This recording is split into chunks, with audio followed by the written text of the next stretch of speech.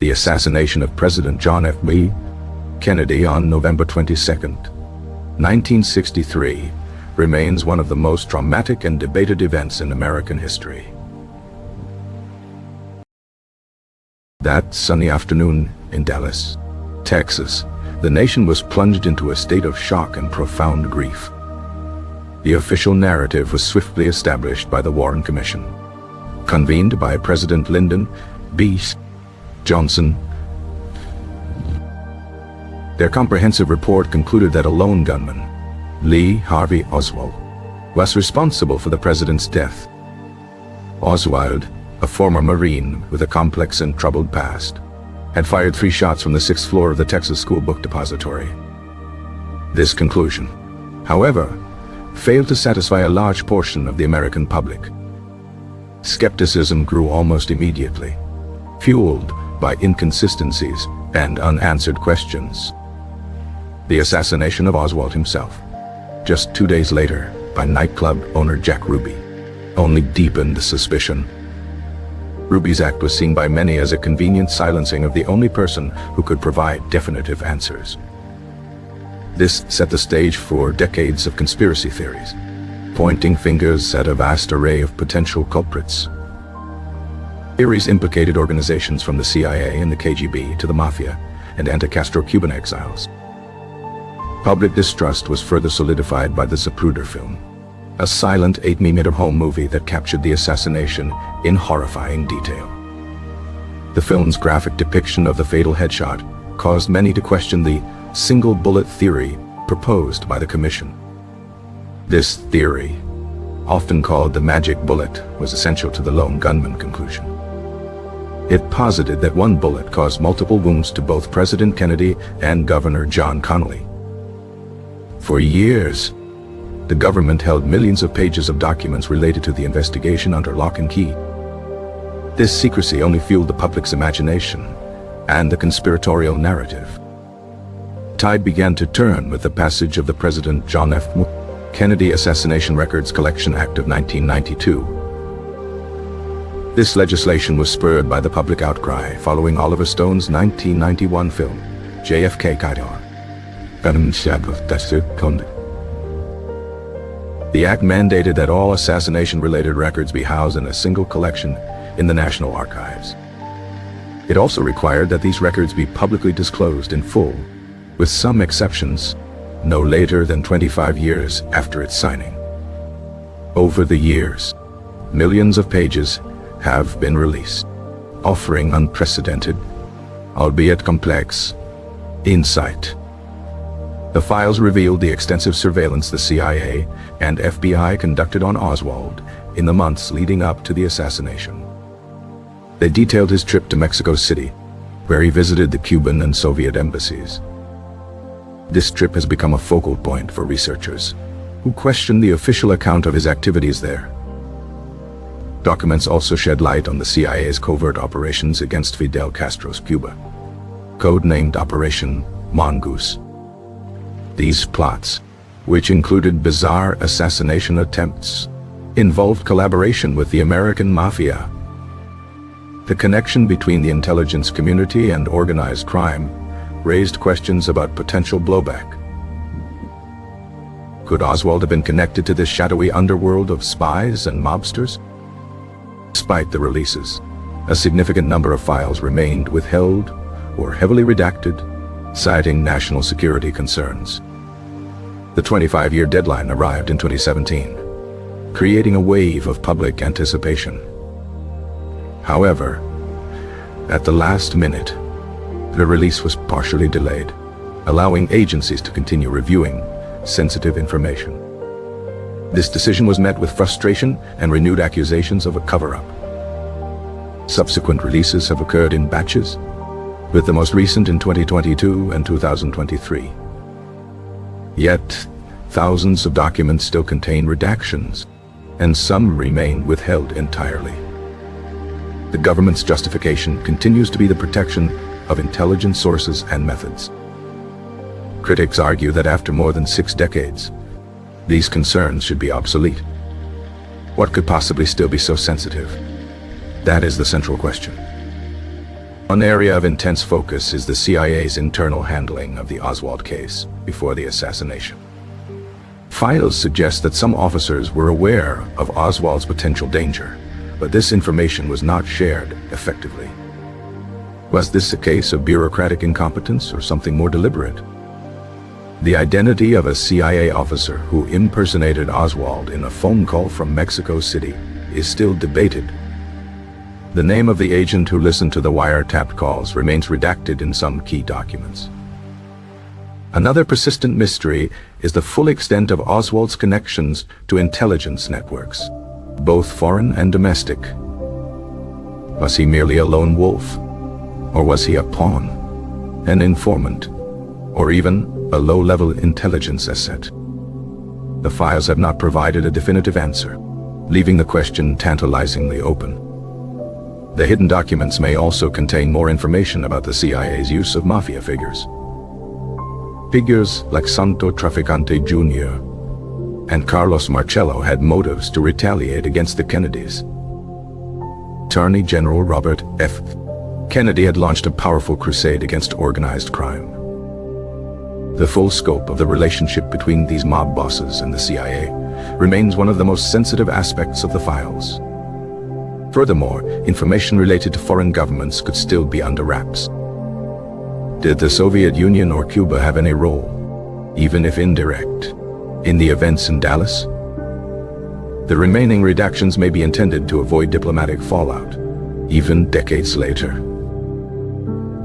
The personal privacy of individuals mentioned in the files is another reason cited for secrecy. But these could be informants, witnesses, or individuals who were investigated but never charged. Researchers argue that the historical importance of the event should outweigh these privacy concerns. The continued secrecy ultimately undermines public trust in government institutions, creates a vacuum that is easily filled by speculation and misinformation. For many, the story of the JFK assassination is not just about the past. It is about the nature of power and secrecy. It raises fundamental questions about the accountability of intelligence agencies. Until every word of every file is released, the conspiracy will not be a theory but a tangible possibility. The hidden files are the missing pieces of a puzzle that has captivated the world for generations. Each redaction represents a gap in the historical record, a question deliberately left unanswered. The quest for the complete story is a quest for a more transparent and honest understanding of a nation's history. The Warren Commission's investigation was vast, interviewing thousands of witnesses. They analyzed Oswald's marksmanship skills from his time in the Marines. The Mannlicher Carcano rifle found on the 6th floor was traced back to Oswald. However, critics questioned whether any marksman could have fired so accurately in such a short time. The House Select Committee on Assassinations revisited the case in the 1970s. Their conclusion was dramatically different. They suspected a probable conspiracy. This finding was based on acoustical evidence that suggested a fourth shot from a different location. The location was identified as the infamous grassy knoll in Dealey Plaza. However, the validity of this acoustic evidence was later challenged and largely discredited by scientific review. This left the official record in a state of contradiction and confusion. The released files contain tantalizing hints about Oswald's character and motivations. He was a self-proclaimed Marxist who had defected to the Soviet Union and then returned. His pro-Castro activities in New Orleans in the summer of 1963 were also scrutinized. Some files explore the possibility that Oswald was manipulated by others. The term patsy, which Oswald himself used after his arrest, has echoed through the decades. Could he have believed he was part of a plot, only to be the one left holding the bag? The hidden documents might contain details about CIA assets within anti-Castro groups. These groups felt betrayed by Kennedy after the failed Bay of Pigs invasion. The files may also hide operational details of Rifle, a CIA assassination program.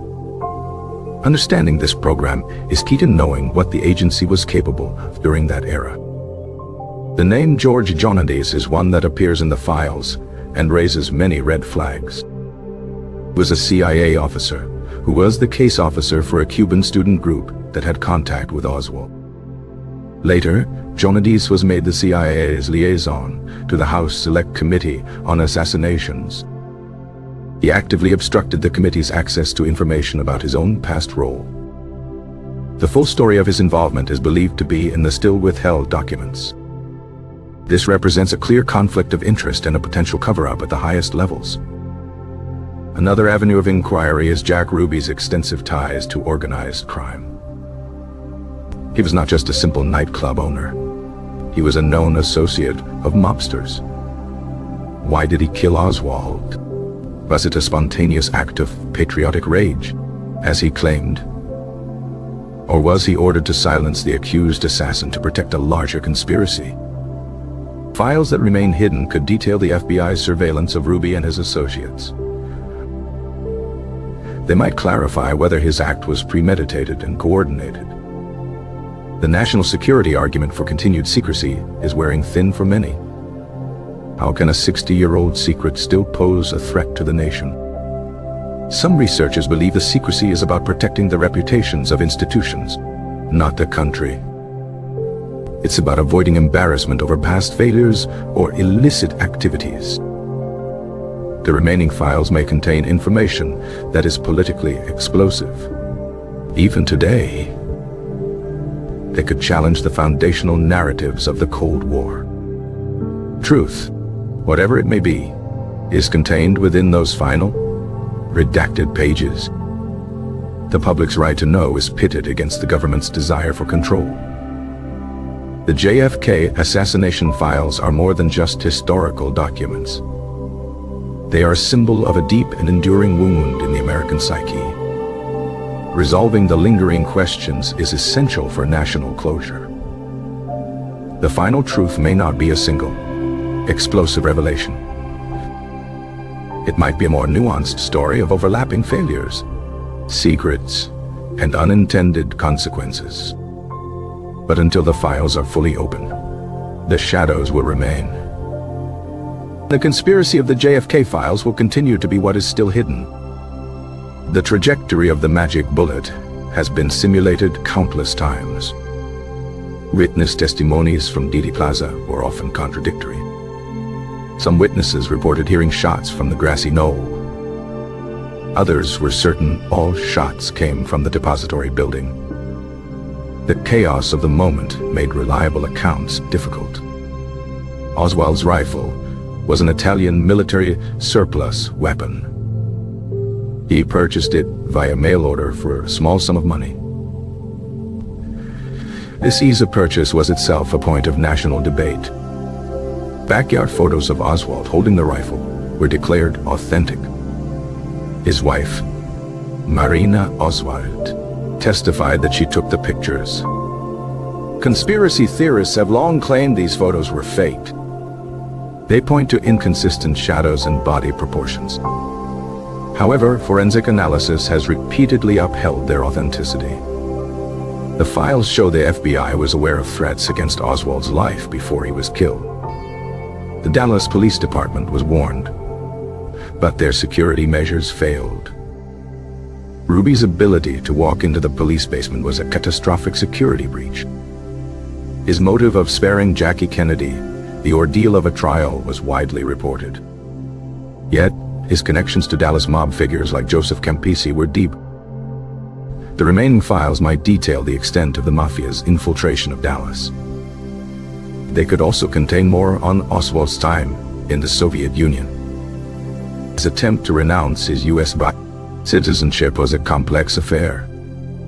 The CIA's file on Oswald, designated 289,248, was opened long before the assassination. What exactly triggered the opening of this file is still a subject of interest. The hidden information may relate to CIA programs that were so secret they were kept from the Warren Commission. This is the secrets within secrets aspect of the case. The final act of declassification is seen by many as a test of the government's commitment to transparency. For the families of the victims and for the nation, the complete story matters. The truth is not just an academic exercise. It is a matter of historical justice. Every redacted word is a whisper from the past waiting to be heard. The conspiracy is not in the theories, but in the silence of the archives.